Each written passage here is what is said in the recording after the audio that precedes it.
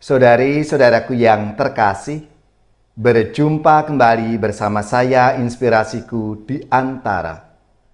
Renungan Harian Sabtu 3 Agustus, Pekan Biasa ke-17. Semoga di akhir pekan ini, kita bersama keluarga dan komunitas selalu dalam keadaan baik, tetap sehat, dan bersemangat. Marilah kita mengawali renungan kita hari ini dengan tanda kemenangan Kristus. Dalam nama Bapa dan Putra dan Roh Kudus. Amin. Allah, Bapa yang Maha Pengasih, Engkau menghendaki agar kami saling berbelas kasih. Semoga kami rela mengorbankan jiwa dan raga demi kemuliaan nama-Mu dan bagi kesejahteraan sesama. Dengan pengantaraan Yesus Kristus Putra-Mu Tuhan kami, yang bersama dengan Dikau dalam persatuan Roh Kudus, hidup dan berkuasa Allah sepanjang segala masa. Amin. Dalam nama Bapa dan Putra dan Roh Kudus. Amin. Inspirasi kita hari ini dari Injil Suci menurut Matius, bab 14 ayat 1-12. Marilah kita siapkan kitab suci kita masing-masing. Kita akan membaca bersama-sama, lalu merenungkannya. Sekali peristiwa, sampailah berita tentang Yesus kepada Herodes, raja wilayah. Maka ia berkata kepada pegawai-pegawainya, "Inilah Yohanes Pembaptis. Ia sudah bangkit dari antara orang mati, dan itulah sebabnya kuasa-kuasa itu bekerja di dalamnya." Sebab memang Herodes telah menyuruh menangkap Yohanes, membelenggu dan memenjarakannya, berhubung dengan peristiwa Herodias, istri Filipus saudaranya.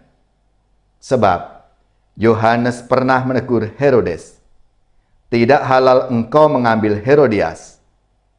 Herodes ingin membunuhnya, tetapi ia takut kepada orang banyak yang memandang Yohanes sebagai nabi.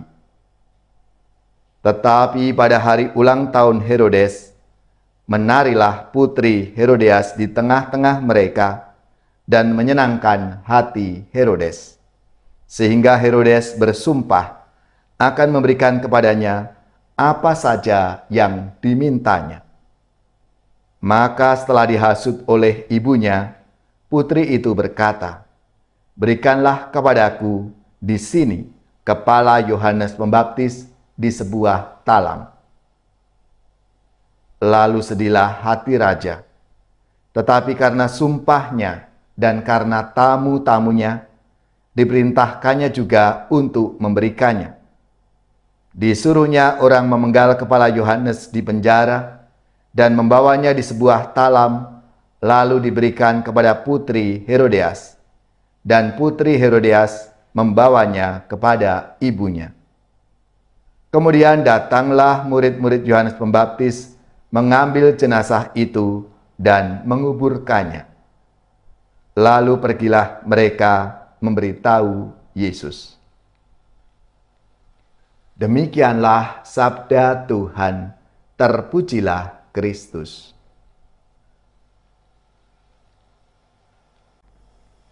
Saudari-saudaraku yang terkasih, kitab Imamat hari ini dalam bacaan pertama mengakhiri pesannya dengan perintah, "Janganlah kamu merugikan satu sama lain, tetapi engkau harus takut akan Allahmu, sebab akulah Tuhan Allahmu." Supaya tidak gagal paham, kita harus memaknai ungkapan takut sebagai ungkapan hormat dan kagum kepada Tuhan. Tentunya teks ini mau mengajak kita semua untuk menunjukkan rasa hormat kepada Allah dengan menghormatinya dan mengasihi sesama kita. Kita menunjukkan rasa hormat kepada Allah dengan berlaku adil kepada sesama, sehingga mereka tidak mengalami kerugian.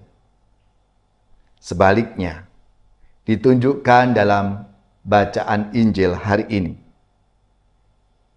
Dalam Injil mengungkapkan bahwa Herodes tidak menunjukkan rasa hormat dengan berlaku tidak adil terhadap Yohanes Pembaptis. Herodes menjebloskan Yohanes ke dalam penjara, dan lebih daripada itu, ia membunuhnya hanya untuk sekadar menyenangkan hati anak dan istrinya yang tidak sah. Sebenarnya perlakuan tidak adil itu sudah berawal sejak Herodes mengambil Herodias secara tidak sah dari saudaranya. Perbuatan tidak adil atau perbuatan jahat berpotensi untuk cepat menular dan mengembang menjadi aneka bentuk perbuatan tidak adil lainnya. Kesalahan kecil yang tidak segera diperbaiki akan berpotensi menjadi kesalahan yang besar yang tidak lagi dapat diatasi. Padahal, sejak awal Allah mengantisipasinya dengan memberikan seruan yang termuat dalam kitab Imamat itu.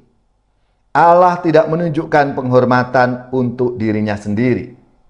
Allah membangkitkan rasa hormat pada dirinya dengan memotivasi supaya terlebih dahulu ada penghormatan antar sesama umat manusia dengan terlaksananya perbuatan-perbuatan yang adil.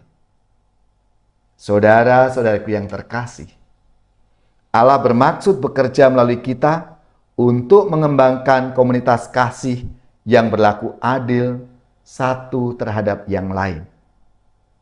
Dengan keberagaman rahmat yang dicurahkan Allah kepada kita masing-masing, kita dapat bekerja sama membangun komunitas yang berkeadilan. Terwujudnya komunitas yang berkeadilan itu lalu menjadi ungkapan yang paling konkret dari rasa takut akan Allah atau penghormatan yang pantas kepada Tuhan. Saudari-saudaraku yang terkasih, marilah melalui sabda Tuhan hari ini kita dipanggil untuk menjadi saluran rahmat dan berkat dari Tuhan untuk sesama kita lewat perbuatan-perbuatan kasih, perbuatan adil dalam hidup kita setiap hari.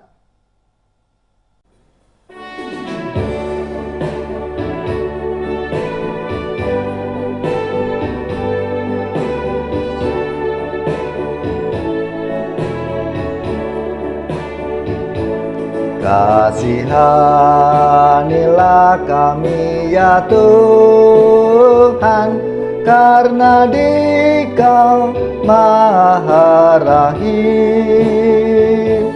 Hapuskan dosa dan salah kami demi darah Putramu. Jadikan hati kami suci dan sanubari pun berseri, agar bersorak-sorai lidah kami mewartakan kasih-Mu. Kami bagaikan anak yang hilang, yang tinggalkan rumah Bapa. Padamu kami pulang kembali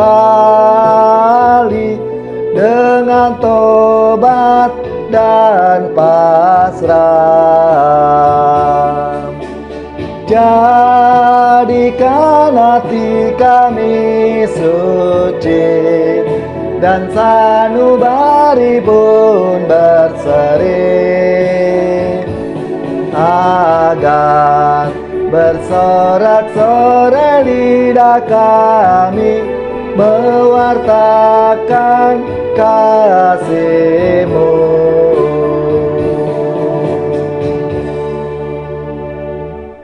Saudari-saudaraku yang terkasih, marilah kita mengakhiri renungan kita hari ini dengan mohon berkat Tuhan dan kita akan menerima tugas perutusan.